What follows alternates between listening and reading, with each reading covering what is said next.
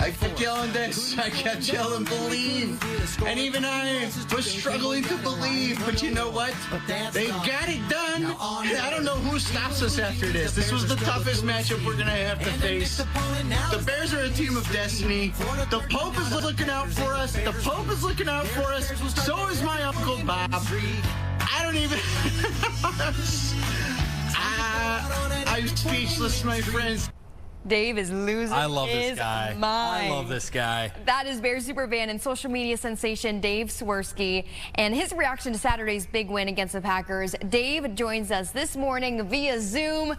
Dave, that's all I can. You look good, man. The only way I can explain is that you were losing your mind, and so was the rest of Chicago. I was going to say, somebody needs to get that guy something. You know, he's about to have another heart attack right there, it seems like.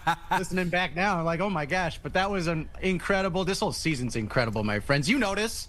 The Bears. We're there, Matt. Dave, I got to ask you, they talk about, what are going to be the greatest days of your life when you look back? And people say, the birth of my child. Some people say, my wedding day. But among those, where does a playoff win against the Packers rank? That is up there, my friend. This entire season is just each time it gets more and more magical, and even that, like the first half, we're feeling like it's just maybe not going to happen for us. And I was kind of like, well, we're ahead of schedule. I'm trying to like talk myself into it. Like we got Ben, we're ahead of schedule, and then the magic continues. I still say my Uncle Bob is looking down and trying to make this season the most magical ever. Losing him this year was awful, and this has been the silver lining to that. It was, to see the Bears really, overdo our expectations, and I don't know, it ranks up there, my friend. My wedding was within this, world of Dave Swerski as well, so the wedding is in there as well, but, the Bears winning is also up there too, so. Dave, I'm sorry for your loss, for one. Sounds like he's a very special man, and he's probably very proud of you. Yes. I mean, not only have you kind of, sparked a little bit even more excitement here for Chicago, but nationwide, because your videos have been doing really well, and I have to say that it really all started with doing almost like a parody of the SNL The Bears skit, right?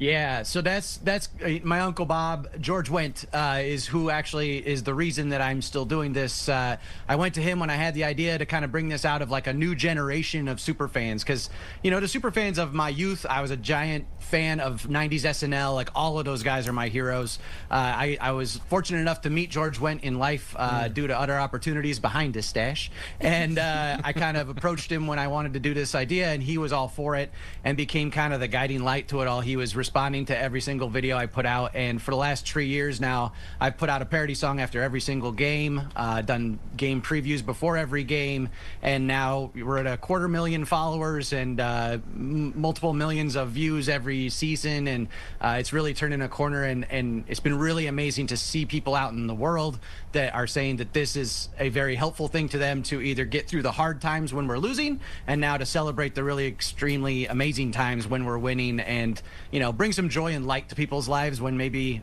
the rest of the world is not trying to put that same joy and light into their lives. So it's pretty amazing. Talk to me about some of those reactions you were just mentioning. I can't even imagine getting a reaction like that over some of the work that you're doing in regards to the Bears. Was there one reaction in particular that just made you stop and go, I can't believe that just happened? Yeah, Jimmy Fallon liked one of my songs. Wow. That was a major moment. So I had to turn off all of my notifications with social media once this kind of started to blow up, so I don't see when people interact. I jump in there and I interact when I can, but the workload of what I have put upon myself is immense, so I don't really have time to really go in there. And it just so happened that I logged into Instagram and I saw 34 seconds after he had liked one of my videos, and I was just like, that a hero of mine. Like Sandler is one of my all-time heroes, and then Fallon was right next to him because I felt like he was like the next Sandler on SNL. So for somebody like that to see my work and then to acknowledge it was, kind of beyond the pale. Wow. And I've been able to perform with Robert Smigel, who wrote the skit at the Den in Chicago, and of course having George in my corner when he was around as well. So the whole thing's a pinch me moment that's just continuing to be that. So well, you know what, Dave, you put in the work, because I feel like you have like hundreds of songs by now, at least more than 100, right? So yeah. I hope people were listening. That video that we played off the top before we introduced you, the music playing in the background, that's Dave. Yeah.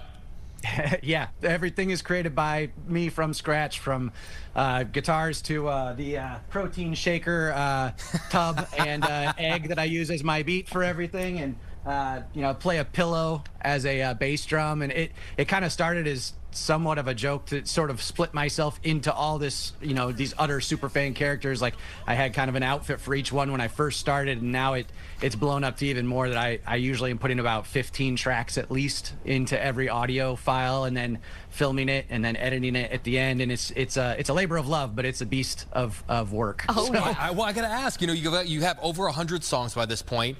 I'm gonna go ahead and say that, like, this is the beginning of something special for the Bears. Like, we got a lot of seasons ahead of us where I think we're gonna be talking and have this kind of excitement into January. Is there any part of you that thinks now, maybe I should have paced myself? Yeah, pretty much. Well, I will say, so every time that we are done with a game, I have this, like, come down from whatever emotion I'm feeling from that, and then it's like, oh God, what am I gonna do? And every time there's kind of an overwhelming sense of like, I always feel like, I just don't have it. I have no idea. I don't know what I'm gonna do. My wife kind of gives me crap about that, because she's like, you say you don't have anything, and then you go upstairs for 15 minutes and you have an entire song. And somehow, kind of magically, that does seem to be the way it goes. Like, I haven't run into a place where I haven't been able to come up with something. So I do think, but we are at the beginning of a very beautiful run, I think, with Ben Johnson and Caleb and the youth we have on this team. And I think we're ahead of schedule, but I am all for it. I am ready, my friends. If you are ready to follow, I am ready to keep leading that charge. So here we go. We're there. We are there. And you know what? You're so right. And I think the inspiration is going to flow easy to you. But how do you even come up with these? Like, it seems like I looked at your profile, I think it was last night, and it seemed like it was kind of a play on a lot of well-known songs, right? But, like, I'm like, how did this guy come up with this many these many, it's unreal. like, It's unreal. I couldn't do one, and he's got over 100. It's funny, because that's the question I get probably more often than not, is how, and I don't really have a solid answer for anyone.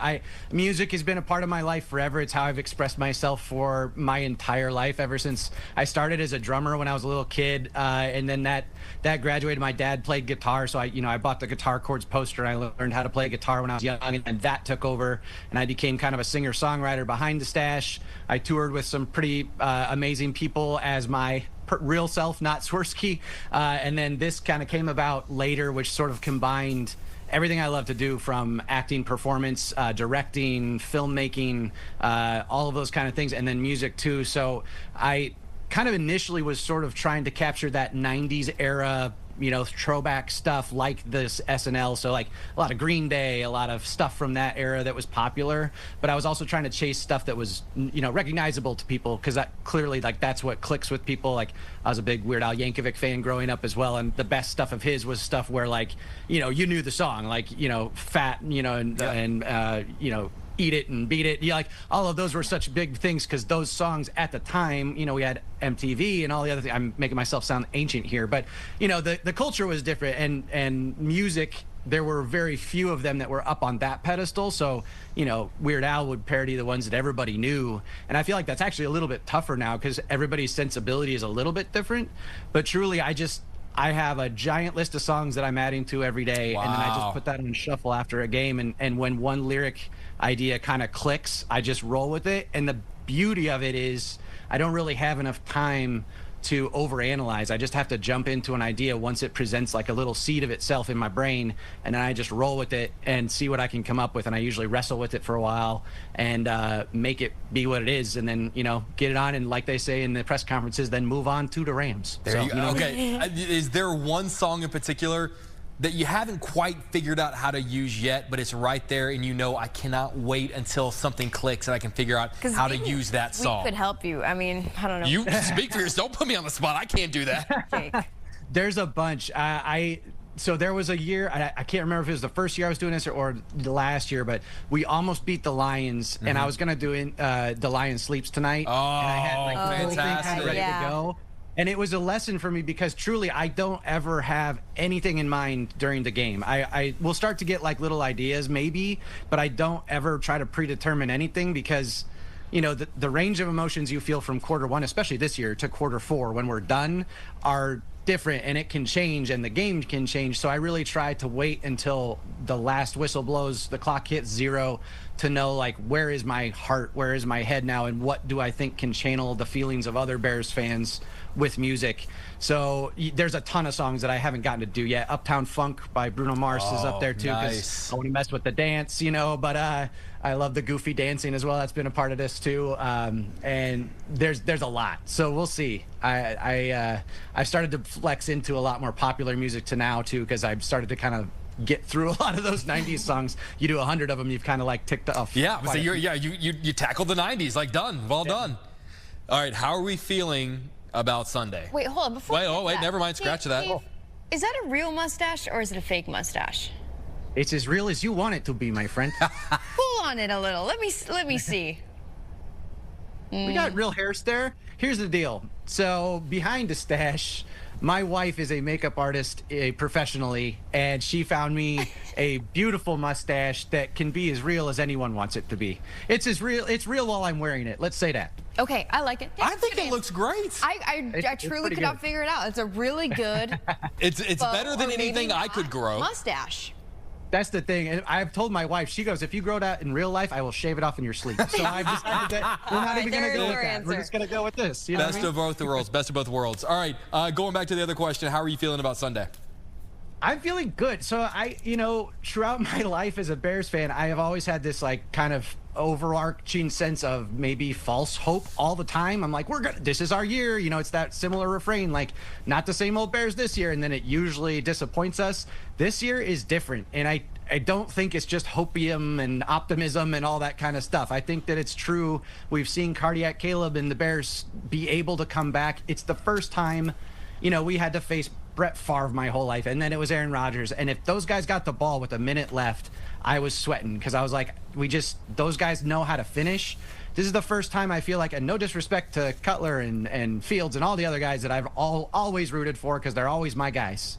But Caleb's different. Caleb's wired different, and Ben Johnson is different than any coach that I've cheered for too in my lifetime. And I just think that they're going to be able to get it done. I think in the cold too, I think that's going to benefit our running game. I think that's going to benefit us working out in that cold, where in Los Angeles, you know, it's in the 80s this week, which I think is, again, my Uncle Bob sending the heat to Los Angeles to make those Rams have to sweat it out and then come to the cold and be all, you know, brutalized by the chill. I think that it will be close. Matthew Stafford, I've watched him, you know, rip our hearts out here and there throughout our lives too. I have a lot of respect for him as a player, but I think the Bears are a team of destiny this year. I think we're going to get it done somewhere in the neighborhood of, 287 to about -3. All right, so it's going to be close. Yeah, close. Yeah. I mean, it'll be a heart attack game again. Of course, of course. A quick sidebar, as you know, just like you know, for the longest time, you know, we had to watch Aaron Rodgers do what he did against the Bears. Did you find any joy the way I did that the final throw of his career was a pick-6 against the Texans? Yes, sir, my friend. I don't know if you guys saw the song I did. He was making fun of us in the offseason. He was like, oh, you're like the typical Bears fan. Oh, we got this new guy from Detroit. It's going to be different. And I did an entire bit of maybe you should keep those thoughts to yourself. And, ooh, ayahuasca just for kicks, man.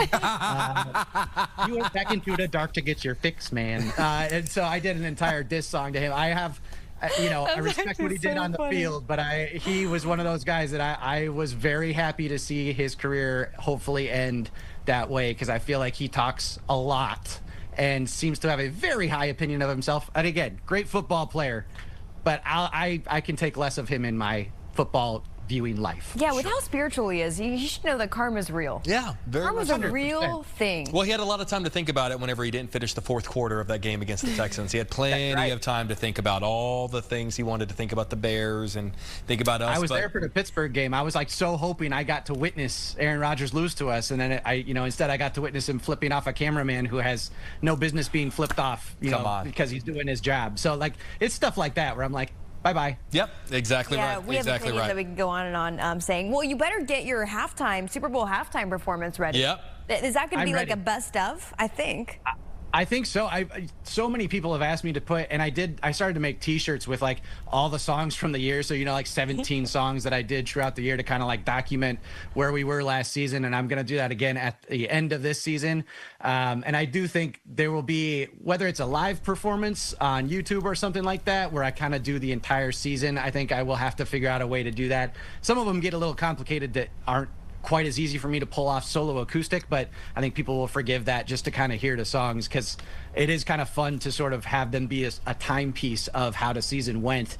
And I got to figure out a way. I need a good music lawyer that can let me actually release these for real without somebody trying to sue me or something, because they're parody songs. But I definitely want to have like a best of at the end of the season for sure. Cool. And if the halftime team wants me, I am ready. Hey, maybe you and Bad Bunny. Watching. Yeah, you Let's go, Bad Bunny. Let's go. Crazy. That would be a crazy, crazy collab.